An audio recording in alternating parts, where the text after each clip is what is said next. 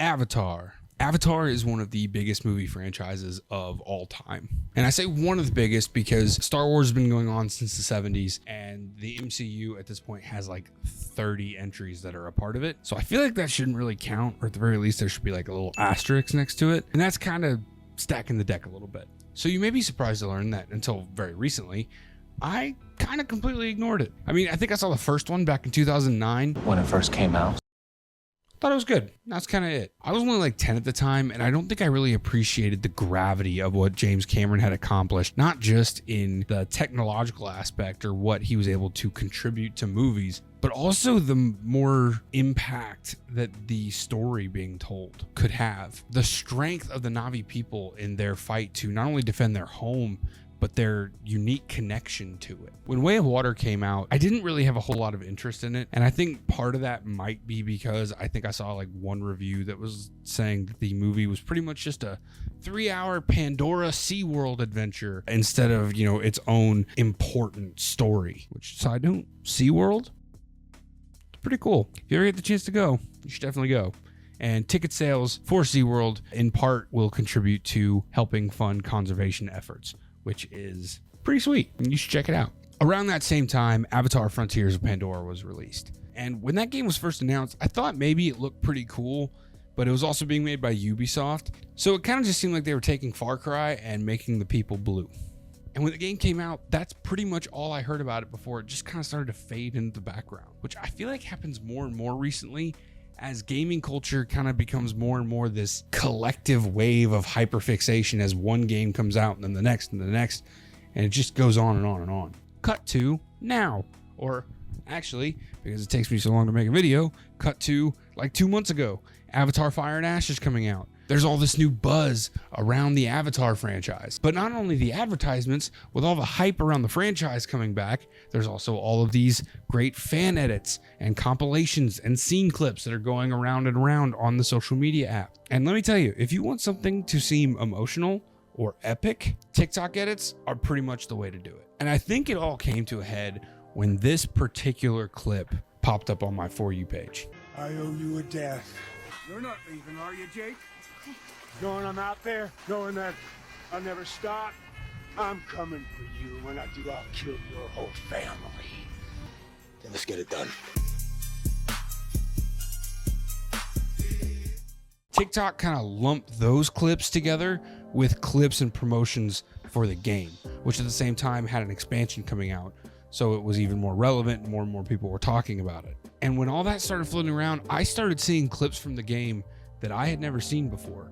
Aspects of the gameplay and the story that I didn't even know were there. I never even thought to look into this game a little bit more and see all of what was actually hidden inside of it. And I also see that there's a lot more buzz going around about the game because of this new story expansion and because of the new third-person perspective update that lets you play the game not just in the very limited field of view that first person provides, but also in a third-person perspective that really lets you enjoy the look of your character and the feeling of being a Na'vi.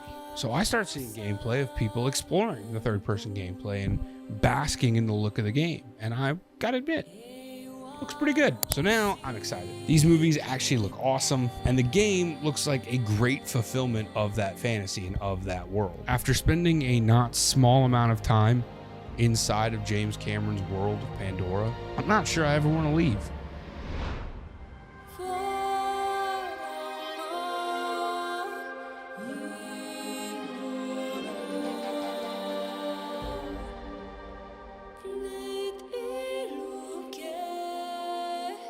Coming into Avatar Frontiers of Pandora, I'm not totally sure what I expected, but this game was coming from Ubisoft, and it's not like this was Ubisoft's first attempt to create an open world adventure game where you rise up and lead a resistance against an oppressive military force using guerrilla tactics, or even its second attempt. Far Cry set a formula in place that kind of made it seem like on the surface level that copying that onto James Cameron's Little Moon would work great. And you know what? It did. This game takes the combat style, the outpost-filled open world, and the general story themes of a Far Cry game, but it makes it feel like it was built for this world.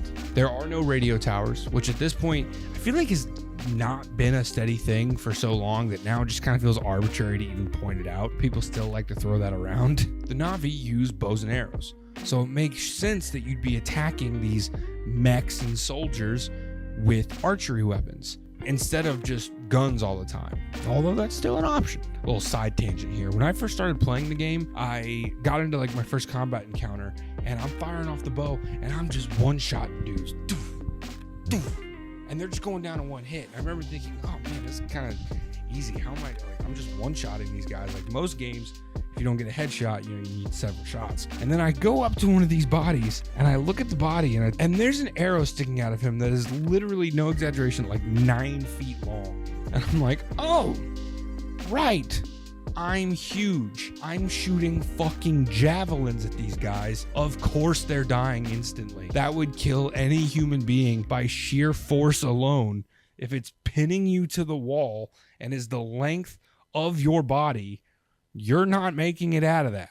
So that complaint went away pretty quick. Another similarity with the Far Cry games was the first-person perspective, which for the first 2 years of this game's life were the only way to experience it. Now, having only picked up the game after the third-person update has launched, it is so hard for me to imagine playing this game locked in a first-person perspective, because getting to actually enjoy the game and control my character with a third-person perspective is a huge change and a huge adjustment. Honestly, I can say that this game would not have had the same effect on me had I been limited to a first-person perspective during the entirety of my playthrough. It would have been a drastically different experience. At the end of the day, if you call this game a Far Cry game, I don't think you're too far off. But you may not be considering that I think this is the ultimate evolution of that formula. This is its final form. That said, this game is still made by Ubisoft, the people who made this.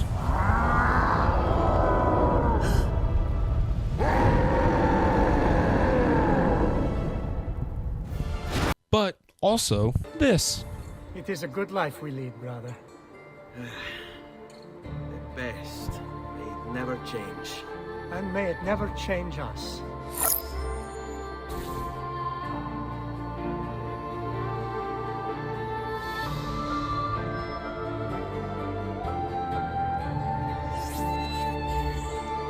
Despite what people like to say, Ubisoft is not any one thing. They are not a uniform piece of garbage, but neither are they an unstoppable stream of bangers. And I know bangers. What's important is that as much potential as Ubisoft has to just create these vacant open worlds with characters devoid of any meaningful personality or story, they also have a record of meaningful stories that connect the player to the events of the plot and make it feel like what they're doing matters and contributes to the state of the world. And in this case, it also helps that the game is preceded by 3 pretty awesome movies that already do a great job of making you feel entrenched in the story and the fight. And maybe you saw them just before playing. You know, that might have contributed to it as well. The Avatar movies introduce you to the world of Pandora through the eyes of Jake Sully, a human man who learns to bond with the Na'vi and accept their way of life, and to really appreciate it. And as he grows to appreciate it and understand it, so too does the audience. The game could have easily copied this and had you play as a human piloting an avatar in a Na'vi body and experiencing the story and the world that way. But they wanted to go a different direction. But of course, the issue with playing a character who is a true-born, raised on Pandora Na'vi is that this creates a kind of dissonance between the player and their character, where they feel like their character might know more about the world than they do, even if they're an Avatar superfan. Just because if you're playing and your character knows so much more about the world than you do, it can make the storytelling feel a little bit distant or make you feel like you're not quite as connected to it. So instead, we get TAP, the Ambassador Program, a program started by the RDA, those are the bad guys, to kidnap some Na'vi kids, again, bad guys, and raise them to teach them human stuff. As far as we can tell, they never even let them outside. This now creates a connection between the main character and the player. Both know anywhere from nothing to a little bit, depending on your knowledge of the movies and the world. And for the characters, just kind of living life. Obviously, the game uses this to show that the RDA sucks, but oh, not all humans suck. That part's important. Remember that. Oh, well, maybe they suck a little. But that way, when the player makes their escape, both they and the main character are blown away by the beauty of the world of Pandora. The cutscenes in this game are all rendered in the game's natural first-person perspective, which I imagine helped retain a more natural flow with the original gameplay, if you ignore the big fade to blacks that happen first. And I say I imagine because as soon as the game put me on the stick, I put it into third person, like right away. Actually seeing the Na'vi that I customized and that I built and that I now identified with, and just seeing in the room how small all the human items were compared to my massive Na'vi body, which you can still see the height difference in first person, but it's just different when you see the actual body next to all these items and having to crouch through doorways, as well as seeing the armor and the kit on my character change throughout the game from armor that is more human in design and resembles human clothing into more Na'vi garb and custom outfits that I built. Really sold that transformation over the course of the game into a character that is embracing their natural culture. Whereas in first person, your stats change, but you don't really get that same sense that your character is changing as you do. But for what it's worth, I will say that some parts of the game, like combat, exploration, and a little bit of the parkour, feel a little bit better in first person. And first person by no means looks bad. It looks really good and it's very pretty. I just think third person is more rewarding to the overall experience of the game. But at the end of the day, it's really more of a preference thing. Play it however you want. You and the other kids at TAP are the last of a clan known as the Sarantu, a clan of nomadic diplomats that are highly respected by all the other Na'vi tribes. This clan was wiped out when the kids were taken, and they really do not have much memory of their original home or families, or even the fundamentals of their culture. So a lot of your character's personal journey throughout the story is discovering what your role is in this world and in this war. There is a resistance effort made up of some rebellious humans and some miscellaneous Na'vi characters, including the avatar driver who worked with you and the other kids at TAP. She was kind of your school teacher. But the Na'vi clans in the game are scattered throughout the map, so it kind of falls on your character as the last of the Sarantu to help bring them together for this resistance effort. But the Na'vi clans of the game are pretty scattered around the world. It falls on the children from TAP, that's you, to push back the RDA from the western frontiers of Pandora. Going through the story and exploring the world around you as the Sarantu makes so much more sense as a player when they, as a natural-born Na'vi who grew up primarily in a human environment, and you, presumably a player who maybe has seen all the movies, are going to have roughly the same amount of information or same baseline of knowledge on this world and on what life on Pandora is really like. I mean, I've seen all three movies. I know the basics. So we as the player get to explore this world as our character and find a home in it in a way that feels kind of more organic than it would if we were playing as a Na'vi who's been growing up on Pandora for real their whole life. And that just gives us as the player a chance to incorporate ourselves more into the world the way fans of the movies always have wanted to. You meet a whole bunch of different characters in this game, from human rebels fighting for the resistance to RDA characters to members of the Na'vi clans, miscellaneous Na'vi characters. And I'm going to be honest, I didn't really care much for most of the human characters except for maybe the teacher, the avatar driver that saves you from the RDA in the beginning. I thought she was interesting, or at least her dynamic with the kids and with the main character was interesting and definitely worth exploring, because I think there's definitely a theme of dissonance in the movies. Like when you're an avatar driver who, you sympathize with the Na'vi, it creates this kind of imposter syndrome, I think. And I think the way they explore that with Alma is kind of interesting, or at least, the role she thinks she has on Pandora versus kind of the reality of her actions. But most of the human characters just kind of come off as Ubisoft quest givers. And I don't mean that in a good way. I just mean that in the way that Ubisoft can usually, they can make great characters, but they're generally kind of outnumbered by generic kind of nothing characters. To kind of give you an idea of what I mean, I love Ghost Recon Breakpoint. I didn't really know what it was going to be when I went in, but I loved it. I put so many hours into that game. I cannot tell you the name of a single character. I think John Bernthal was named Walker, but that's it. I don't remember Cowboy Hat Guy or anybody else. That's it. And I think this game kind of suffers the same way. I remember a lot of these characters, and part of this could just be my memory, but I don't know who this is. I definitely don't know this person, But the game expects you to know who all these people are when you're going through the Resistance headquarters and make them feel meaningful. And it just doesn't land, I think, for me. It didn't quite click, which is fine. It's understandable. And they felt so much more basic compared to the Na'vi characters that you interact with, who pretty much across the board were interesting. And I only can't remember their names because a lot of their names are kind of weird and hard to remember as a human. So I'm blaming on that. But I remember meeting them. I remember the experiences of meeting them throughout the story and completing their quests, because they were generally pretty amazing experiences. And I would get really engaged with these stories and want to see where these characters were going to go next with their clan or with that part of the game. And so many of these Na'vi characters that you meet are on these unique journeys that they've been put on by this war with humanity. And it kind of falls on you to help them go through it. And it just makes for so much more engaging story.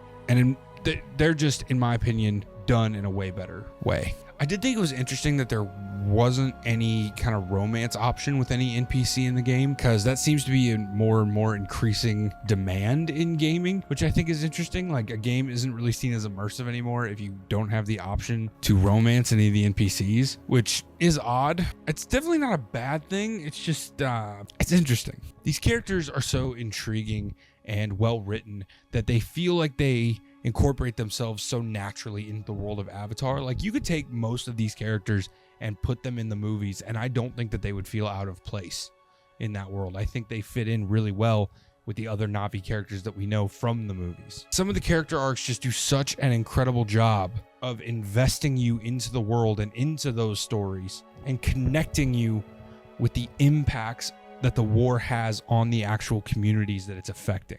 You see what this conflict is doing to the inhabitants of Pandora on a day-to-day basis and how it's affecting them. And you can cry that, oh, Ubisoft hasn't developed anything meaningful or impactful since blah, blah, blah, blah. Are you going to tell me that this isn't impactful? Zome! What have they done to you, my beautiful? I am here now. Let me carry your pain, Zome. Let me help you. We have to go home, Zome. You have to fight so we can go home together. You are not fighting. You are supposed to. Do not leave me. Please. I'm sorry. But we can save her, can't we?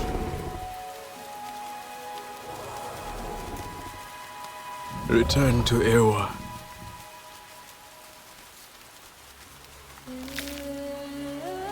Until whispering winds lift us once more. Kindred.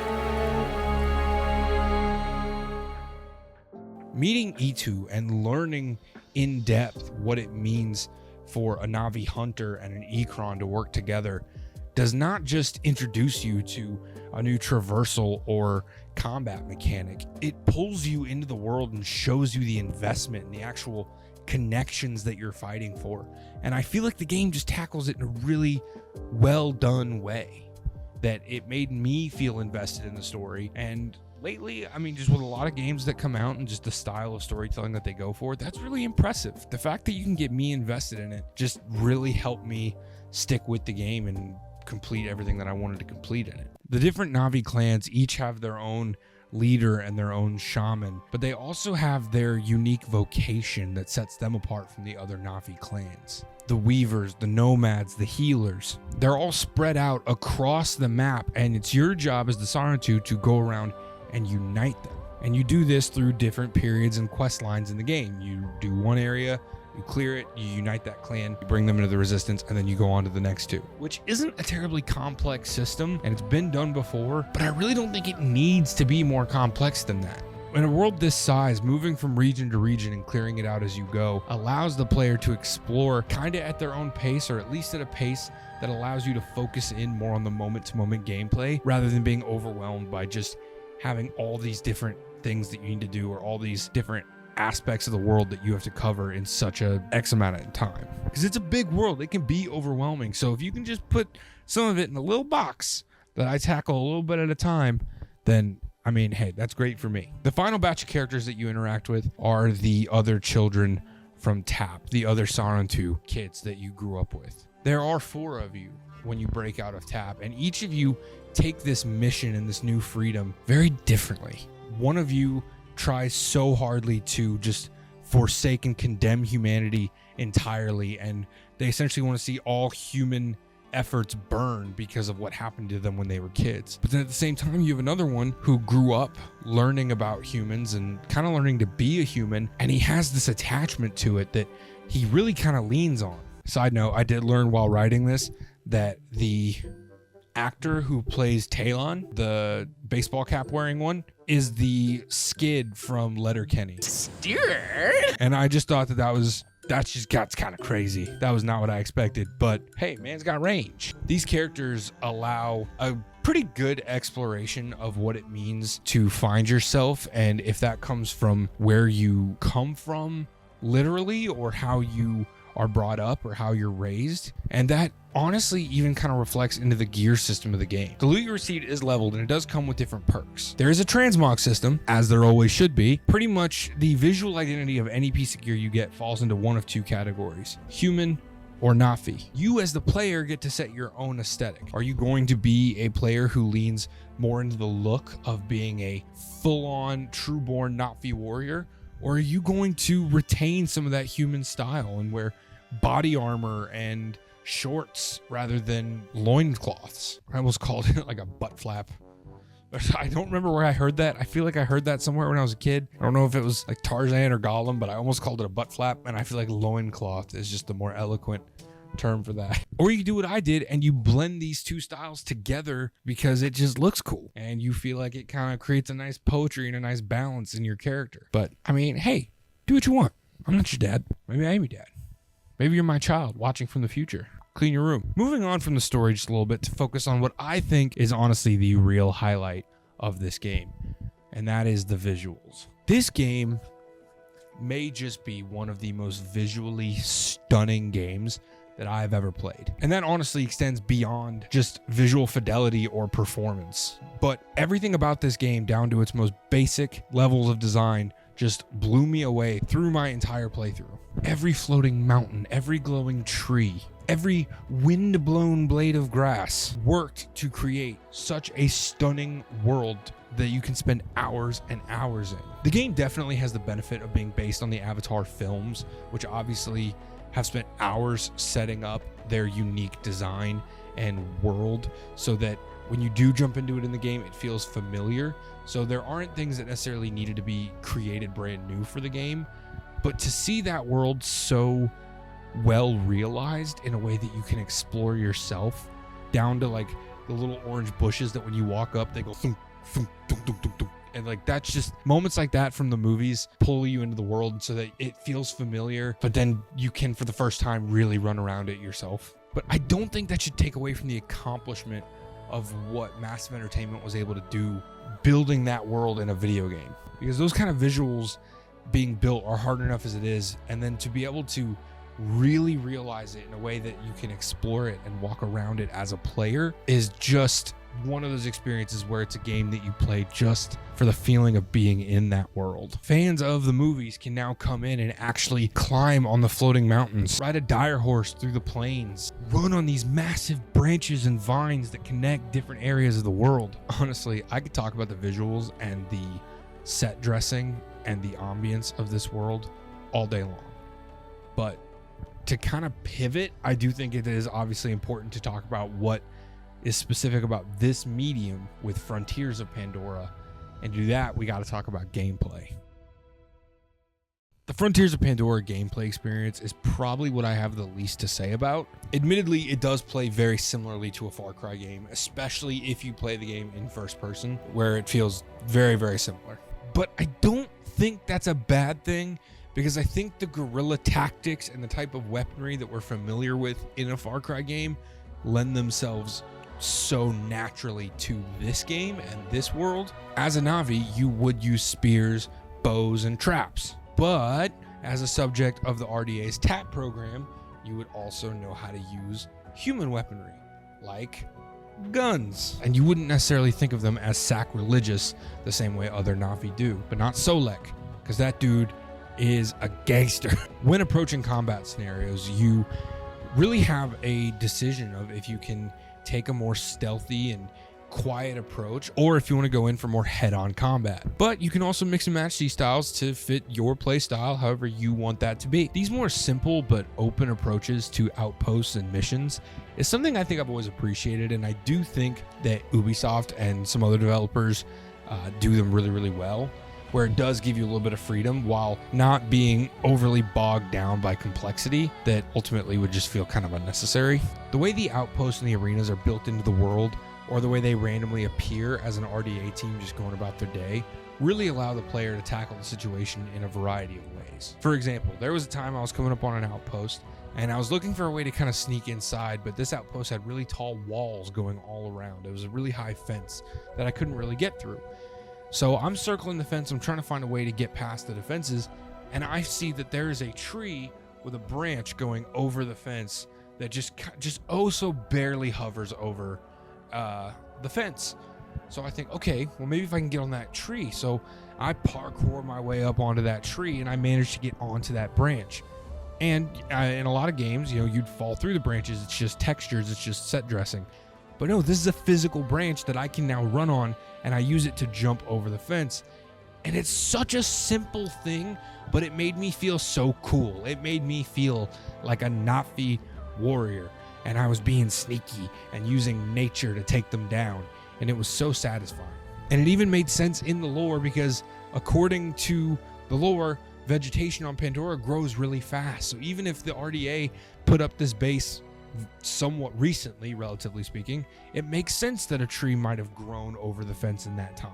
So I got up onto the tree, I jumped over the fence, I'm in. And it's not even like this idea or game design is unique, but it just, something about it felt so natural in this world, and it just helped me get immersed, and I just felt like it was worth pointing out because I just think it's really cool. And this game implements a pollution system so that as you clear an outpost, all the dead and polluted wildlife, such as the animals and the plants, will kind of be restored once you clear out that outpost. So, you know, if there's an oil rig corrupting the local area and infecting the animals and the plant life, making it all look gray and dead, you can take out that outpost and restore the proper color grading to the jungle. One thing I did notice about the gameplay very early on is that you hit really hard, which makes sense because, like I mentioned earlier, there's a big size difference between you and the enemies that you're fighting. Bows and spears can take down an enemy in one hit, and so can a punch or a slide attack. But then you can also jump on a mech, or your Na'vi-sized weapons can tear through a mech's armor pretty easily. But there is another side to this. Humans aren't just throwing arrows or rocks or spears. They have guns, and guns have bullets. And while Na'vi are tough and resilient, bullets still do a lot of damage. And if you are out in the open with several guys firing at you, the damage you take will take down your health so fast. You go through the game as pretty much a big blue glass cannon, which makes it even more important that you strategize and plan your attack as you go in. A group of 6 guys and a mech is not a huge challenge damage-wise, and if you plan your way through it, you can take it pretty easily. But if you take them head on, you're out in the open exposed, and they all have guns. And what's better is that RDA soldiers seem to be some of the only video game NPCs that have received actual training on marksmanship, because they will laser in on you so easily. There were so many times where I'm so used to other games where like their target acquisition kind of sucks, and they would just laser me. I mean, I'm trying to run and parkour and slide, and I'm just being laser beamed. This all simply contributes to creating a greater sense of challenge that I feel like, you know, fits really naturally, and it does kind of help compensate just how tough and how strong of an enemy that you are to them. This fragility that you feel as a player kind of creates this constant incentive to approach stealthily, or even better, properly prepare for an assault before you do it. Taking the time to survey an area, map out where the objectives are relative to the enemies in the area, and making sure that you have all the tools and the ammunition that you will definitely need ahead of time to handle that kind of volume of enemy. And there are tools and resources that you can use to help tip the scales back your way, like food and rations. but I'll talk about that in a minute. Obviously, the game world, no matter how good it looks, is only as strong as your ability to travel through it. Traversal is one of the most important gameplay elements for me personally that can really make or break a game for me. If you're going to build an open world game where players are meant to explore or have to travel large distances, then the actual travel of that world has to be worth it so that you, the player, actually get something out of it. Avatar takes the more superhero game approach and makes the travel more fun and immersive itself. Early on in the game, when you're exploring the first area, really all you can do is just sprint from one objective to the next. And I'll admit, this can be incredibly boring if you are just moving at a dead sprint straight to the next thing. But if you let the tribal drums and the singing and the feeling of the world seep in, you may look around, you may notice that there are big trees and branches and vines that you can climb and run on, and you feel more like a Na'vi than you did before when you were just running like Usain Bolt through the jungle. Even on many of these trees, there are little blue plants that if you run through them, they give you a speed and stamina boost. But on a gameplay level, the game does such a good job of being generous with its climbing and vaulting mechanics, so that as you're jumping and grabbing onto trees and branches, the zone at which you can actually grab it and vault is very forgiving, and it does give you a lot of freedom to really kind of just throw yourself in a direction and trust that you're going to land where you're trying to land. That said, I mean, obviously it's not perfect, but in my experience playing, it did do a really good job of usually letting me be as creative with my parkour as I wanted to be. Now, generous climbing mechanics and climbing ropes can only go so far for getting around the world. But there is a pretty major element of Na'vi culture that also is a big part of traversal that we haven't really talked about yet. The animals. Claiming your very own Ikron is such a major moment in any Na'vi's life that it makes sense that they would incorporate it into the game and make it such a crucial part of the main story. And they do let you get to it fairly quickly early on, but the climb up to the mountain where they're all chilling is no joke. It's a very real climb. And then the fight to tame the animal can be such a life or death situation on its own. Now, the movies touch on this a bit, and they do a really good job at showing the importance of the bond between a Na'vi and their Ikron, or Banshee. But now in this way, and I dare say, just my opinion, I kind of think the game does it better. And the game has more time to explore it and get into the importance of what that kind of bond means. You wouldn't be completely blamed for looking at the movie and thinking that it really is just like having a dope pet. Following the story of E2 and Zomi and fighting with E2 to protect her and get to her, risking his own life to try to go save her from the RDA. It shows that the Banshees are not just pets or tools that the Na'vi use to accomplish their goals. The writers and the Banshees see each other as not just friends, but family. I mean, they really are bonded. It's a partnership. The game isn't limited to a 2-hour, or let's be honest nowadays, 3-hour runtime where you're telling a larger story and only get to kind of touch on these other world elements or world building. We spend several quests working with E2. And even helping him through what is genuinely a pretty heartbreaking moment. That kind of makes it even more impactful and heartwarming when we get to the rookery and he's there with us to help us create our bond that he just lost and is still grieving. But from the moment you take your first flight on an Ikron, the game is changed irreversibly. There is no going back from that moment where now you are on the back of an Ikron, you can fly around the world. And this changes not just your traversal, but also your combat. Suddenly, parts of the world that were inaccessible, you can now get to. And things that seem like they maybe were just a pretty backdrop are now real locations that you can really travel to. But like actually seamlessly.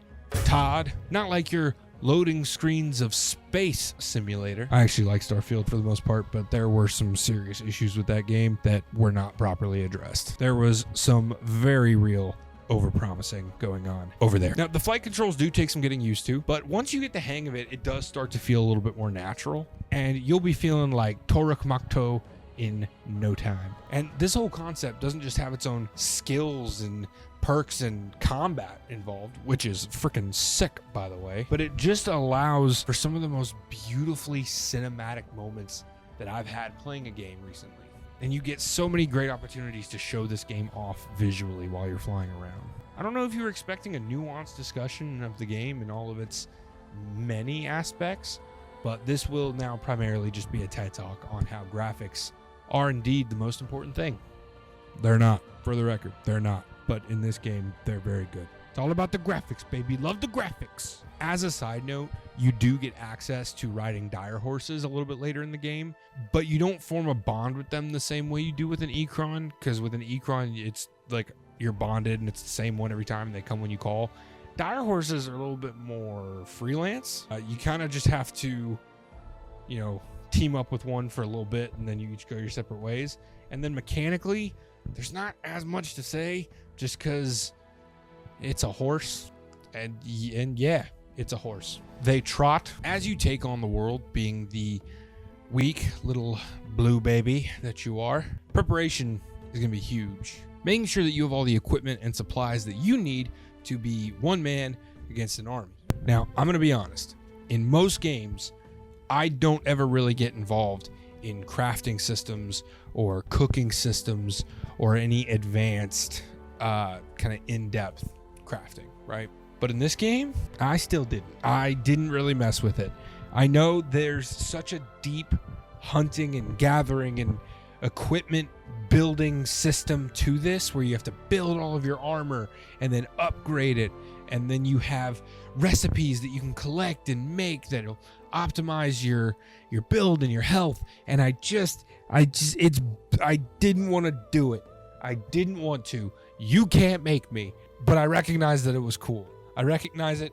There were a couple recipes, like just the most basic stuff that I could whip together, just like in my real life. For the basic necessities, I could kind of cover my bases. And it would give me, full health during combat, and also give me a little bit of a buff for a little bit, and that was nice. But I do also recognize the importance of these systems to the game world and to the Na'vi experience, right? Na'vi have such a strong connection to Awa, their deity, their personification of nature. So it makes sense that they have this very ritualistic, very spiritual connection to the resources that they gather and hunt. And I did think it was cool that like all the plants that you pick, you get like better perks, you get better optimization of them when you pick it just the right angle. But you have to push a button to show what the right angle is, because I guess the game just expects you to remember. And each plant has a condition that's better, whether it's rainy or dry weather. Plants get buffs from that. Same thing with animals. You're incentivized to hunt and kill your prey in a humane and quick way, which hopefully we were all doing already. Thank you for these gifts. Because otherwise, yikes. There's also a pretty cool skill system that helps you upgrade as you go, because it's not just XP. You also get new abilities and perks as you explore and find these ancestor plants that are like these little nature areas that you have to traverse through to get to this plant. Or once you have your Ecron, you just fly to it and then drop right on top of it. And that gives you a skill supposedly linked from your ancestors in the weird little memory database that the Na'vi seem to have. But that way you can track and find specific points, and it feels a little bit more controlled. And all in all, I'd say it's pretty rad. After all is said and done, Avatar Frontiers of Pandora released with a pretty engaging story, fun gameplay, and a world design that I have seen very few games actually pull off in their time. After the release of the main game, they released 2 main story expansions that were pretty great. They were fully independent stories with their own little areas that you explore and are locked into while you do that campaign. And honestly, it really expanded on a lot of the characters and provided a bit of progression. And ultimately, I just found it was a pretty rewarding experience. I mean, it was just more of the game, but there was also a lot of spectacle and a lot of lore and world building that went into it as well. And I found that to be really the most exciting part. More recently, to coincide with the release of Avatar Fire and Ash, they released From the Ashes, which is the biggest story expansion they've done so far. And it's a little different because you don't actually play as you anymore. You take on the role of Sotlek, and you have to fight to take back this region that you've been spending all your time in, because now the RDA has teamed up with the Manquan, just like in the events of the 3rd movie, and you have to fight to take it all back and regain some of your strength as Sotlek.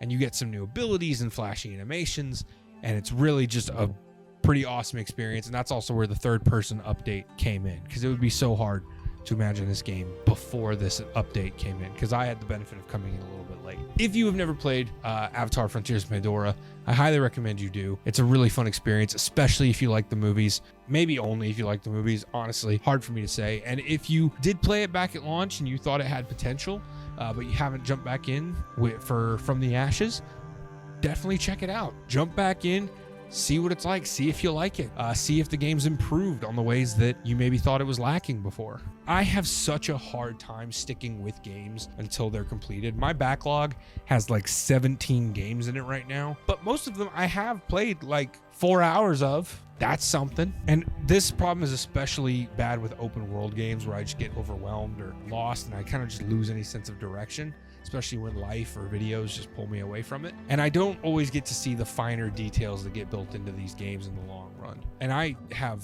hardly explored everything that is in this game, but I am so glad I took the time to power through the story and experience it all and explore more of the world, because taking it all in, the music, the world, and the gameplay, I can see why people want to escape to the world like this. And I'm so glad I took the time to see it for myself.